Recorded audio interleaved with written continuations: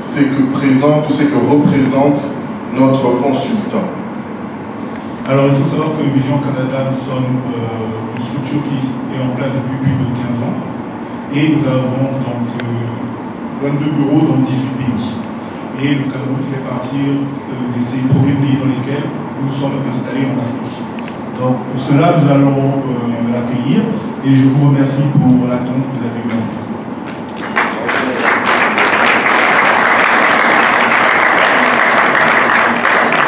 Nous allons aller directement au vif du sujet. Et nous allons passer la parole, sous vos acclamations effectivement, à notre consultant, de sorte à ce qu'il se présente et qu'il présente Vision Canada. Merci encore.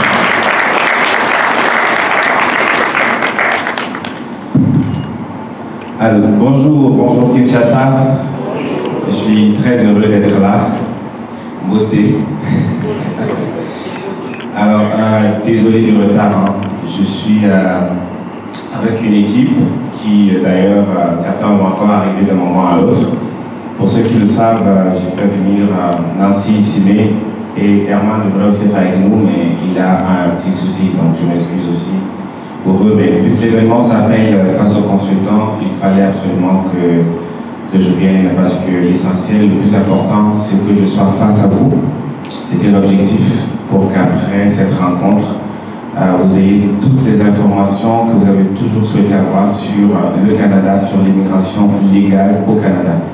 Donc, brièvement, je suis Christian Youpa, fondateur et président de la firme Vision Canada Immigration. Alors, ça va faire 15 ans d'expérience. Et aujourd'hui, nous avons la chance, comme vous le savez, d'avoir 22 bureaux dans 18 pays, dont 3 bureaux ici en RDC, à Kinshasa, Lubumbashi et Goma. Alors, on ne va peut-être pas perdre beaucoup de temps sur présenter ma personne. Le plus important, c'est que je suis un consultant canadien accrédité en immigration, sous un numéro d'accréditation R400 21 847. Pourquoi je le dis, vous comprendrez plus tard quand on arrivera au conseil sur comment éviter les arnaques en immigration, parce que ça revient très souvent. Donc il faut avoir affaire à des personnes autorisées par le Canada, si vous souhaitez utiliser un intermédiaire, bien sûr. Donc je suis très heureux d'être là et je suis prêt à répondre à toutes vos questions en attendant de commencer la conférence sur la présentation que j'ai préparée pour vous. Merci encore. Je suis Judy Aki, assistante générale manager de Vision Canada Immigration. Comme monsieur le consultant l'a dit, Vision Canada Immigration est une firme qui accompagne toutes les personnes qui veulent aller au Canada pour travailler, étudier ou visiter. Alors nous avons un consultant accrédité qui est juste à droite de moi. C'est lui qui représente, qui défend tous les dossiers. Pour la RDC, nous avons 3 bureaux. À Kinshasa, sur Colonel Ebea 15 du 16, non loin de Naming. À Goma et à Lubumbashi, sur l'immeuble Hypnose au 2e étage. Et à Goma, UC Building, 2e étage aussi. Alors, je travaille à Vision Canada depuis son début ici à Kinshasa, c'est-à-dire en 2019. Et nous avons fait des réalisations exceptionnelles parce que notre taux est de 95% de réussite. Déjà, des familles qui sont parties comme des résidents permanents, des étudiants et des visiteurs. Bon, les visiteurs qui ne sont jamais revenus en passant. Voilà, donc c'est un peu ça. Je pense que j'ai été assez claire par rapport aux informations.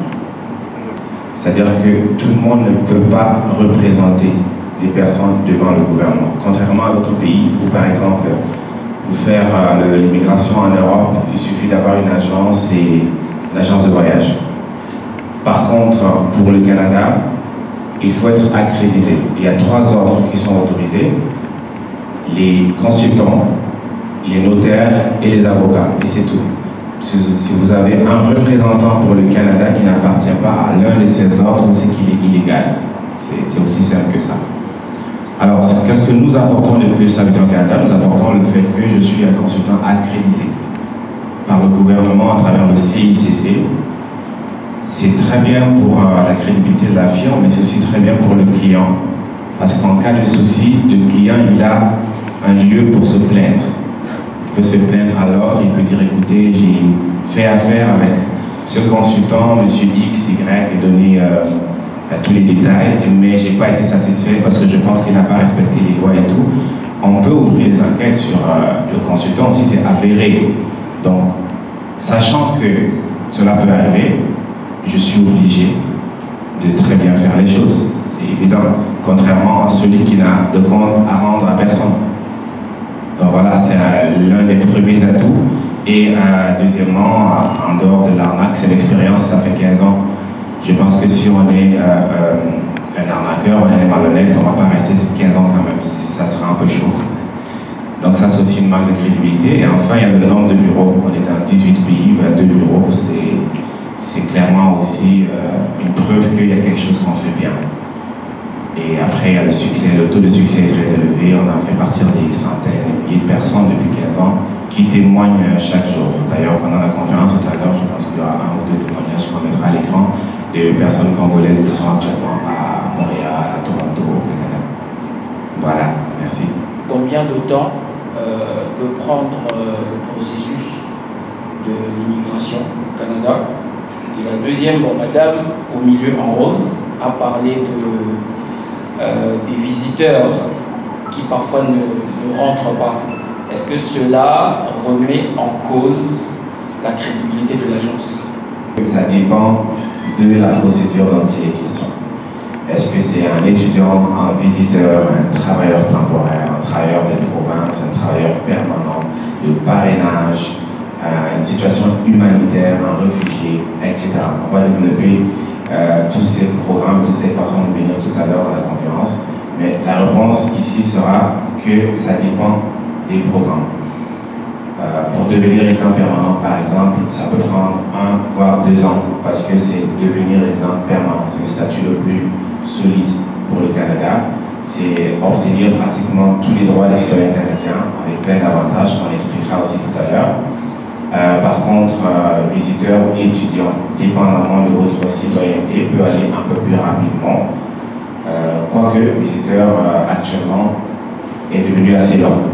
Mais étudiant ou un artiste qui veut venir pour faire une performance, ou il y a d'autres moyens de venir un peu plus rapidement. Donc ça peut aller vraiment de quelques mois à plusieurs années. Et j'expliquerai pourquoi tout à l'heure. En ce qui concerne maintenant les visiteurs qui ne reviennent pas, est-ce que ça peut mettre en danger ou en tout cas compromettre la crédibilité de notre firme? Non. Pourquoi?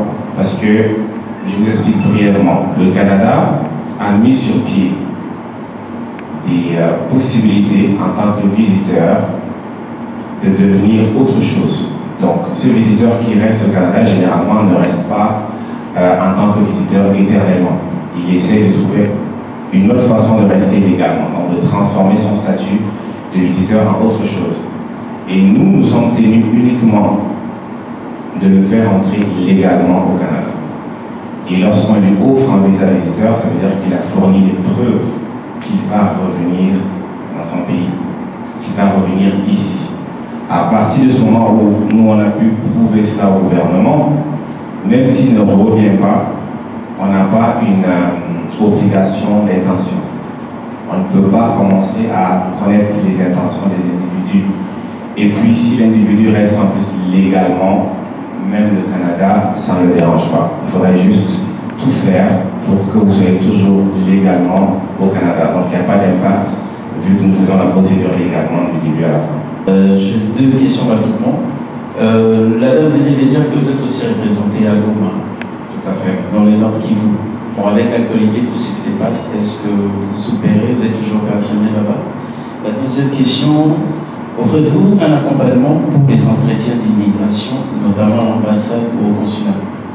Alors, pour la situation à Goma, je ne vous apprends rien, c'est pas du tout plaisant. Et d'abord, sur le plan humain, avant même de voir le plan des affaires. Sur le plan humain, c'est quelque chose de déchirant. Nous suivons l'actualité avec beaucoup d'attention dans cette zone-là. Le bureau s'adapte. Le bureau s'adapte. Nous avons une équipe qui a eu une situation exceptionnelle, c'est-à-dire que le bureau est géré en fonction de la crise. Donc, il y a des moments, il y a une forme de répit. Et puis, ils vont travailler. Actuellement, je pense que les horaires de travail à Goma sont les seuls de toute la flotte qui ont été revus. Voilà, donc ils arrivent le matin, mais ils repartent beaucoup plus tôt. Et lorsqu'il y a des mouvements, le bureau est fermé. Bon, évidemment, vous savez, pendant des périodes troubles comme ça, il y a des personnes qui veulent aussi partir. Il y a des personnes qui veulent se mettre en sécurité, il y a des personnes qui veulent sortir, fuir le danger. Donc ça fait que le bureau est quand même utile malgré la situation. Donc voilà comment nous fonctionnons actuellement à Goma. Maintenant, pour l'accompagnement, pour les personnes qui ont des entretiens dans les ambassades, en réalité, non. Nous avons beaucoup de personnes déjà de manière interne que nous accompagnons. Ça fait que si une personne a fait sa procédure ailleurs ou peut-être lui-même il est à l'étape de l'entretien, c'est difficile pour moi de permettre de l'accompagner à cette étape-là. Pour deux raisons. Premièrement, je dis c'est parce qu'on a déjà beaucoup de liens internes qu'on doit accompagner. Mais la deuxième et vraie raison, en fait, c'est parce que, vu que je suis tenu, je suis un peu responsable s'il y a des manquements qui auraient pu être évités. Moi, je ne parle pas de manquements, d'un refus de visa qui était peut-être inévitable, mais s'il y a un refus à cause de manquements qui étaient évitables, je suis responsable. Alors, je ne peux pas être responsable d'un dossier que je n'ai pas monté. Donc, si j'accompagne la personne juste avant son entretien, c'est que je suis venu traiter un malade dont le diagnostic a été fait par un autre médecin. Et je peux me tromper. C'est pour ça que je ne fais pas ça. Merci. Merci Christian, c'est Joseph Angelo. Je viens d'avoir pour répondre à plusieurs. Alors, quelles sont vos priorités actuelles face à la hausse de l'immigration africaine, notamment congolaise? Une seconde question, comment évaluez-vous l'impact de vos actions sur l'insertion sociale des immigrés?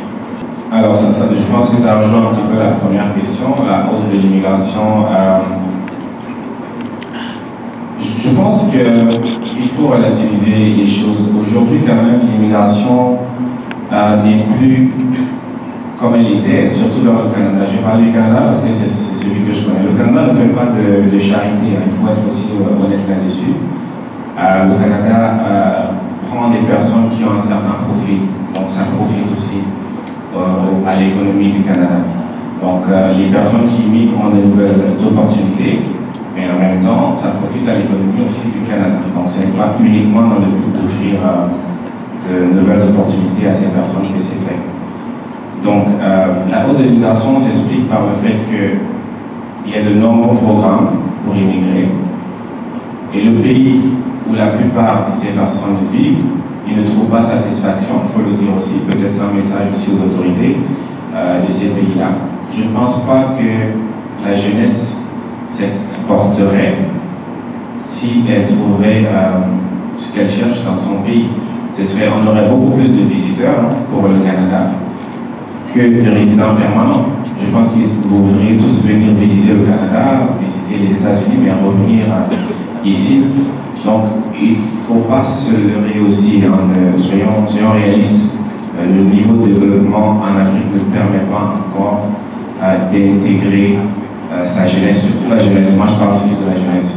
Donc, en attendant, cette jeunesse qui a soif de s'en sortir, soif de faire aussi ce que le jeune américain fait, il rêve. Et quand il rêve, parfois, c'est un rêve d'ailleurs. Et rêver d'ailleurs, nous, on ne vend pas le rêve, mais mon rêve, c'est de vous accompagner à réaliser votre rêve. Bon, voilà, c'est ce que je peux dire. Maintenant, l'intégration au Canada. Il y a beaucoup de personnes des années après, ça fait 15 ans que je fais ça, qui me rencontrent et me disent, Monsieur Yopa, vos conseils au départ ont été cruciaux pour moi. Parce que quand je suis arrivé au Canada, je me souviens, on m'avait dit X, Y, Z. On m'avait dit, faites jamais comme ça, etc. Et grâce à ça, j'ai pu construire une vie au Canada et aujourd'hui, je suis. Donc ça, je raconterai tout à l'heure en conférence. conférence, mais c'est pour dire que nous avons un service d'accompagnement quand même assez fort du côté du Canada où je suis moi-même. C'est souvent un suivi d'accompagnement jusqu'à ce que vous obteniez votre citoyenneté. Il y en a qui se sont mariés, fait des enfants, il y a certains qui ont donné mon prénom à leurs enfants. Donc c'est vraiment quelque chose qui est à très long terme et je suis très fier de ça aussi parce que faire venir des personnes qui vont rester, c'est bien. Certaines personnes vont retourner investir, c'est aussi bien. Mais ceux qui restent, il faut qu'ils soient une force, qu'il y ait une communauté forte comme le sont les communautés asiatiques, comme le sont les Juifs. Donc que les Africains soient aussi unis et forts parce que le Canada en réalité c'est tout le monde. Il n'y a pas de Canadiens de souche. C'est un pays d'immigration, donc chacun vient de quelque part. Bonsoir, bonsoir.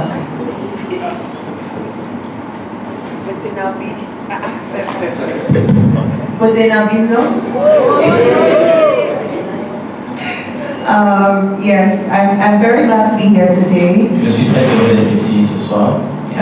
Came in last night and I was just looking forward to meeting and greeting the people of Kinshasa.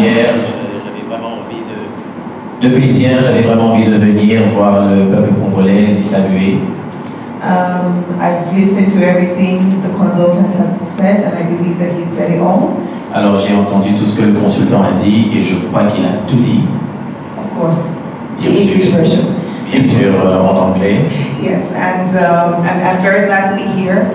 Answer all your questions, and if you have any personal questions, I think you can also. Alors, je serai ouverte aux questions. Si vous avez des questions, 2 ou 3, je répondrai à vos questions.